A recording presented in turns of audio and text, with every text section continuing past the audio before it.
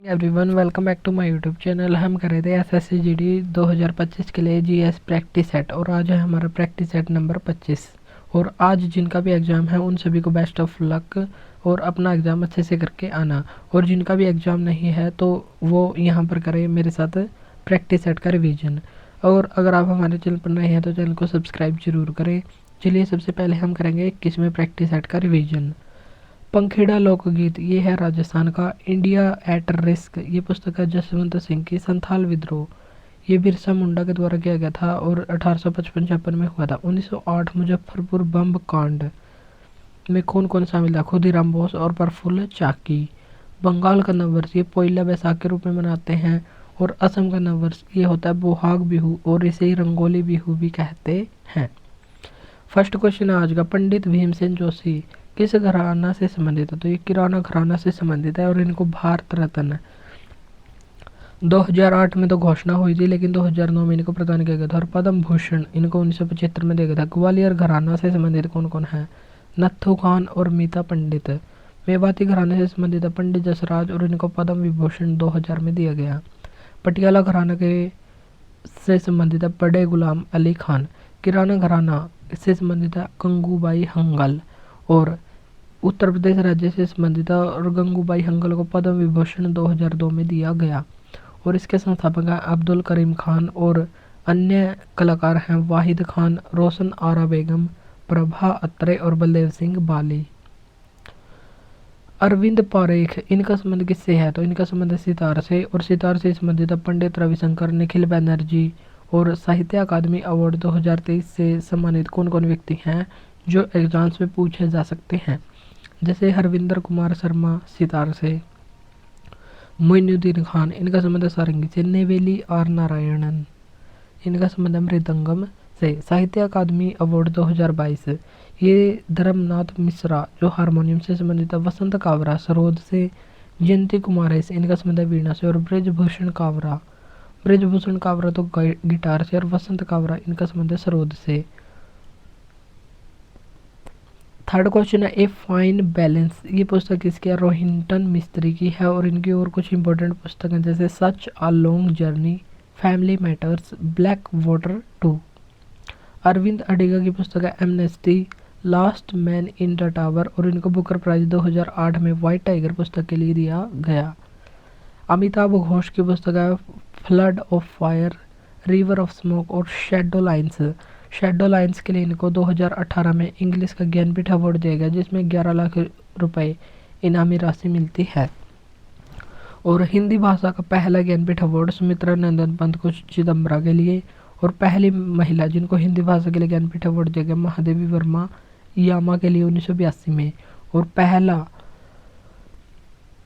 पहला ज्ञानपीठ अवार्ड 1965 में जी शंकर कुरूप को मलयालम भाषा के लिए दिया गया। और पहली महिला जिनको ज्ञानपीठ अवार्ड दिया गया आशापूर्णा देवी प्रथम प्रतिश्रुति उपन्यास के लिए जो बांग्ला भाषा की महिला थी। और पहला हमने देख लिया जी शंकर कुरूप। एशियाड क्या होता है? एशिया की ओलंपिक परिषद के द्वारा नियंत्रित किया जाता है। और ये किससे रिलेटेड है? तो एशियन गेम्स से रिलेटेड है। और भारत में एशियन गेम्स 2 ही बार हुए हैं, 1951 और 1982। और पहली बार ये हुए थे 4 मार्च से 15 मार्च 1951 के बीच। और इनका उद्घाटन किया था राजेंद्र प्रसाद जो उसमें राष्ट्रपति थे। और भारत के रैंक इसमें सेकंड आई थे। एशियाई खेल महासंघ इसकी स्थापना 1949 में हुई और 1981 में इसको भंग कर दिया गया। और एशियन गेम्स 2026 ये नगोया जापान में होंगे। असम का नववर्ष क्या कहलाता है? तो असम का नववर्ष कहलाता है बोहाग बिहू या रंगोली बिहू जो अप्रैल में मनाया जाता है। और कटी या पोंगाली बिहू ये अक्टूबर नवंबर में मनाते हैं। और भोगली या माघ बिहू ये जनवरी में मनाते हैं। देहिंग पटकाई फेस्टिवल हाथी बचाने का संदेश देने वाला फेस्टिवल है। वेखो फेस्टिवल ये है राभास समुदाय का। अम्बुबाची फेस्टिवल इसे पूर्व या असम का महाकुंभ कहते हैं और कामाख्या माता मंदिर में होता है। 6वां क्वेश्चन है सारोदी सेकिया का संबंध किससे है? तो सत्रिया से संबंधित। और अभिनंदन सरोजा पुरस्कार भी इनको प्राप्त हो चुका है। रंजू मोनी सेकिया तो ये भी सत्रिया से संबंधित है। बारबायन जैसे मणिकांत बारबायन, घनाकांत, जतिन गोस्वामी, प्रदीप चलीहा तो ये सभी हैं सत्रिया क्लासिकल डांस। और सत्रिया इसको सन 2000 में शंकर देव के प्रयासों से क्लासिकल डांस बनाया गया था और ये नवीनतम क्लासिकल डांस है। महापात्र वर्ड ये ओडिसी क्लासिकल डांस से संबंधित हो जाएगा।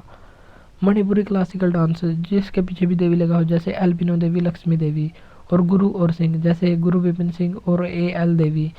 और इसी की 4 प्रमुख शिष्याएं थी जिनको झाबेरी बहन कहते हैं, प्रिया, नयना, दर्शना और सुवर्णा। कुचिपुड़ी इसका संबंध आंध्र प्रदेश और वी चिन्ना सत्यम और रेड्डी, हलीम खान और भावना रेड्डी, तो ये सभी है कुचिपुड़ी से संबंधित। और रूपी फेस्टिवल ये होता है अरुणाचल प्रदेश में। Ratan N Tata the authorised biography ये पुस्तक लिखी है डॉक्टर थॉमस मैथ्यू ने। और रतन टाटा टाटा ग्रुप के अध्यक्ष बने थे 1991 से 2002 तक। और ऑर्डर ऑफ ऑस्ट्रेलिया अवार्ड इनको 2023 में और पद्म भूषण 2002 और पद्म विभूषण 2008 में दिया गया था। तो इस क्लास में हम कर रहे हैं इंपॉर्टेंट क्वेश्चंस का रिवीजन। अगर आपको क्लास अच्छी लग रही है तो इसको लाइक और शेयर जरूर करना।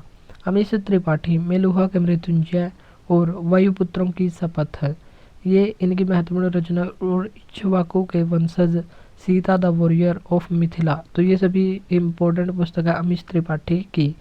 इंडिया एट द रेट 100 तो ये है KV सुब्रमण्यम की पुस्तक। सोर्स कोड ये बिल गेट्स की। द रोड ए हेड ये भी है बिल गेट्स की। नाइफ ये सलमान रुश्दी की। और मिडनाइट चिल्ड्रन सलमान रुश्दी की पुस्तक है। एक समुंदर मेरे अंदर ये संजीव जोशी की है। द आइडिया ऑफ डेमोक्रेसी ये सैम पित्रोदा की। और सैम पित्रोदा को भारत में तिलहन क्रांति और संचार क्रांति का जनक माना जाता है। 8वां क्वेश्चन है 352 अनुच्छेद इसके तहत होता है राष्ट्रीय आपातकाल। और राष्ट्रीय आपातकाल की घोषणा राष्ट्रपति के द्वारा की जाती है और अब तक 3 बार लग चुका है। और जब 1962, 1971 और तीसरी बार लगा था 25 जून 1975 को 21 मार्च 1977 तक। और ये 21 माह तक चला था। 6 महीने तक लागू रह सकता है और 6 महीने तक बढ़ाकर अनिश्चित काल के लिए इसको बढ़ाया जा सकता है।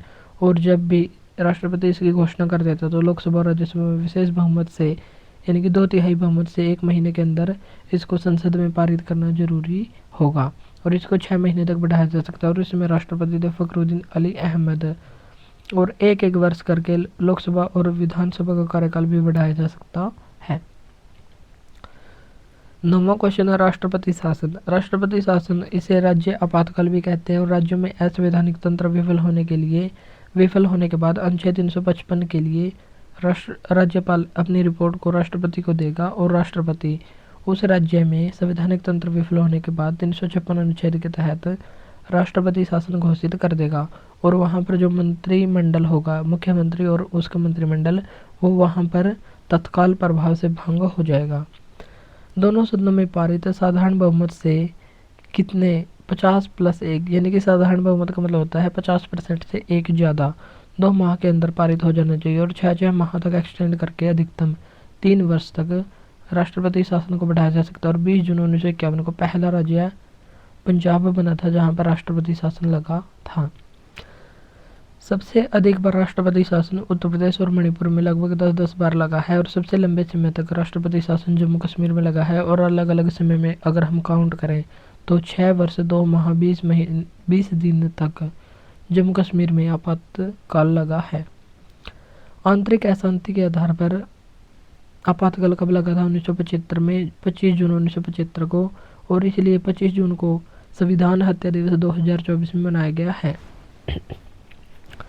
44वां संविधान संशोधन 1978 के द्वारा इसमें जो आंतरिक अशांति था उस आधार को हटाकर सशस्त्र विद्रोह आधार को कर दिया गया था।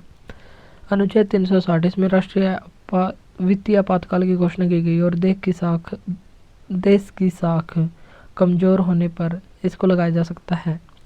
हिस्ट्री का क्वेश्चन है हमारा 1916 का जो कांग्रेस अधिवेशन हुआ था लखनऊ में, उसके अध्यक्ष कौन थे? तो अंबिका चरण मजूमदार थे। और यहाँ पर कांग्रेस और मुस्लिम लीग और जो कांग्रेस का गर्म दल और नरम दल दोनों के बीच आपस में समझौता हो गया था। अबुल कलाम आज़ाद ये सबसे युवा कांग्रेस के अध्यक्ष बने थे 1923 के दिल्ली विशेष अधिवेशन में। और 1940 से 45 जब दूसरा विश्व युद्ध चल रहा था तो उसमें कांग्रेस अधिवेशन नहीं हो रहे थे, तो सबसे लंबे समय तक कांग्रेस के अध्यक्ष भी यही रहे थे। सुभाष चंद्र बोस कांग्रेस के अध्यक्ष 2 बार बने थे 1938 और 1939 में। 1938 में हरिपुरा अधिवेशन जो गुजरात में था। और 1939 त्रिपुरी अधिवेशन। त्रिपुरी अधिवेशन में सुभाष चंद्र बोस और गांधी जी के एक कट्टर समर्थक कह सकते हैं, हम उनके फॉलोवर पट्टाभी सीतारामैया को गांधी जी अध्यक्ष बनाना चाहते थे और दोनों में हुए चुनाव, लेकिन पट्टाभी सीतारामैया इसमें हार गए थे और गांधी जी को इससे काफ़ी आघात हुआ। तो सुभाष चंद्र बोस जी ने गांधी जी के इस आघात की वजह से कांग्रेस को छोड़कर 1939 में फॉरवर्ड ब्लॉक की स्थापना की और अंतिम रूप से जो कांग्रेस के अध्यक्ष बने तो ये बने थे डॉक्टर राजेंद्र प्रसाद। और 1948 में जो जयपुर अधिवेशन हुआ था तो उसके अध्यक्ष बने थे पट्टाभी सीतारामैया। और 1941 में फ्री इंडिया सेंटर ये बनाया था जर्मनी में सुभाष चंद्र बोस के द्वारा।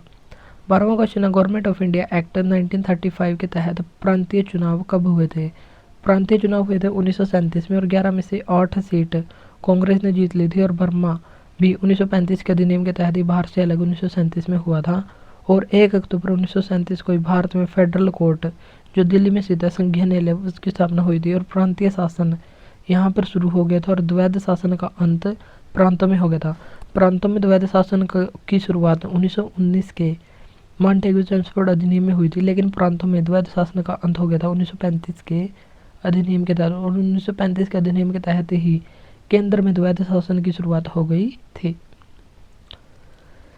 13वां क्वेश्चन है, भारत छोड़ो आंदोलन ये कब शुरू हुआ था? तो ये 8 अगस्त 1942 को शुरू हुआ था और गांधी जी इसको शुरू करना चाहते थे। 17वीं वर्षगांठ थी जो 9 अगस्त 1925 को हुई थी। काकोरी ट्रेन डकैती या काकोरी ट्रेन एक्शन, इसके 17वीं वर्षगांठ में गांधी जी भारत छोड़ो आंदोलन शुरू करना चाहते थे, लेकिन उससे पहले ही 8 अगस्त 1942 को ही जो कांग्रेस के नेता थे उनको जेलों में बंद कर दिया गया था और यहीं से इस आंदोलन की शुरुआत हुई थी। और ग्वालियर टैंक मैदान जो मुंबई में है यहाँ पर कांग्रेस का झंडा फहराया था अरुणा आसफ अली ने। और कैबिनेट मिशन ये आया था 23 मार्च 1946 को भारत में और क्रिप्स मिशन ये 1942 में आया था और इसमें वायसराय थे लिन लिथगो और ये 1939 से 45 तक रहे थे। भर्ती करवाने वाला सार्जेंट ये गांधी जी को कहा जाता है क्योंकि पहले विश्व युद्ध में अंग्रेजों के कहने के बाद गांधी जी ने अनेक भारतीयों को अंग्रेजी सेना में शामिल करवाया था। और साइमन कमीशन इसका गठन हुआ था 3 फरवरी 1927 को। इसका गठन हुआ था नवंबर 1927 को और 3 फरवरी 1928 को भारत में आ गया था और इसने अपनी रिपोर्ट 1930 में सौंपी थी। 7 सदस्य थे, सभी अंग्रेज थे, इसलिए इसको कहा गया व्हाइट कमीशन। और साइमन कमीशन गो बैक के नारे यहाँ पर लगाए गए थे। वेबल योजना ये है 14 जून 1945 की। अब है जियोग्राफी का क्वेश्चन, उष्ण कटिबंधीय सदाबहार वन को किस नाम से जानते हैं? तो इनको उष्ण कटिबंधीय वर्षा वन भी कहते हैं और भूमध्य रेखा और उष्ण कटिबंधीय के पास कटिबंध के पास मिलते हैं और इनकी सामान्य ऊंचाई 60 मीटर होती है और अंडमान निकोबार और वेस्टर्न घाट में ये मिलते हैं। उष्ण कटिबंधीय पर्णपाती वन इनको मानसून वन भी कहते हैं और इनमें नमी और शुष्क जगह पर ये काफ़ी होते हैं। नमी वाले जगह पर होने वाले हैं सागौन, साल और शीशम। शुष्क जगह पर होते हैं तेंदू, पलाश और अमलताश। नमी वाले जो हैं उष्ण कटिबंधीय सदाबहार वन नमी में कौन से होते हैं? तो ये होते हैं रोजवुड और महोगिनी। शुष्क में होते हैं जैतून और अनार। अर्ध सदाबहार इनको सफ़ेद देवदार भी कहते हैं। 15वां क्वेश्चन है, पर्यावरण में प्रदूषक की मौजूदगी आमतौर पर ppm में मापते हैं और ppm का मतलब है पार्ट्स पर मिलियन। अपेक्षित घनत्व का SI मात्रक क्या है? तो अविम यानी कि ये विमा रहित राशि होती है घनत्व और वस्तु का घनत्व बटे पानी का घनत्व। और ये द्रव्यमान होता है, द्रव्यमान किलोग्राम इसकी यूनिट होती है और आयतन मीटर पर क्यूब। तो 1000 ग्राम क्यूब इसका अपेक्षित घनत्व का SI मात्रक होता है। क्षेत्रफल का मात्रक होता है मीटर स्क्वायर, आयतन का होता है मीटर क्यूब, चाल का मात्रक होता है मीटर पर सेकंड और समय का होता है kilogram into metre upon second. कंडरा या टेंडम दो मांसपेशियों को जोड़ता है। तो कंडरा या टेंडन जोड़ता है दो मांसपेशियों को, और स्नायु या लिगामेंट ये दो हड्डियों को जोड़ता है। और टिबिया पैर में पाई जाती है। फिबुला एक हड्डी और जांघ की हड्डी सबसे बड़ी होती है जिसे कहते हैं फीमर, और कान में स्टेपेज होती है जो शरीर की सबसे छोटी हड्डी मिलती है। योजना आयोग इकोनॉमिक्स का क्वेश्चन है। योजना आयोग की स्थापना हुई थी 15 मार्च 1950 को, और इसके अध्यक्ष बनाया गया था पंडित जवाहरलाल नेहरू को, और पहले उपाध्यक्ष गुलजारी लाल नंदा को बनाया गया था, और अंतिम अध्यक्ष इसके थे प्रधानमंत्री नरेंद्र मोदी, और अंतिम उपाध्यक्ष ये थे मोंटेक्स सिंह आहलूवालिया। और इसको भंग प्रधानमंत्री मोदी के द्वारा 12वीं पंचवर्षीय 5 ईयर प्लान के दौरान किया गया था 13 अगस्त 2014 को, और इसके स्थान पर नीति आयोग 1 जनवरी 2015 को बनाया गया था। 19वां क्वेश्चन है। राष्ट्रीय विकास परिषद नेशनल डेवलपमेंट कमेटी की स्थापना कब की गई थी? 6 अगस्त 1952 को, हेडक्वार्टर दिल्ली में, और पहली बैठक नवंबर 1952 में हुई थी, और इसका अध्यक्ष प्रधानमंत्री होता है। पहली 5 ईयर प्लान एनडीसी की सहमति से ही आया था, और अमेरिका से हमने 5 ईयर प्लान को ग्रहण किया। तो यूएसएसआर सोवियत संघ या रूस से हमने 5 ईयर प्लान को ग्रहण किया है। रियल एस्टेट या स्थावर संपदा विनियमन और विकास एक्ट RERA ये किस वर्ष पारित हुआ था? 2016 में, और मई 2017 में ये लागू हो गया था। और HDFC की फुल फॉर्म है housing development and financing corporation. और L&T Larsen and Toubro company इसका नाम है, और इसकी स्थापना कब हुई थी? तो L&T Larsen and Toubro company की स्थापना कब हुई थी ये बताना आपको कमेंट बॉक्स में। तो आज के लिए इतना ही, मिलते हैं नेक्स्ट वीडियो में। Thank you.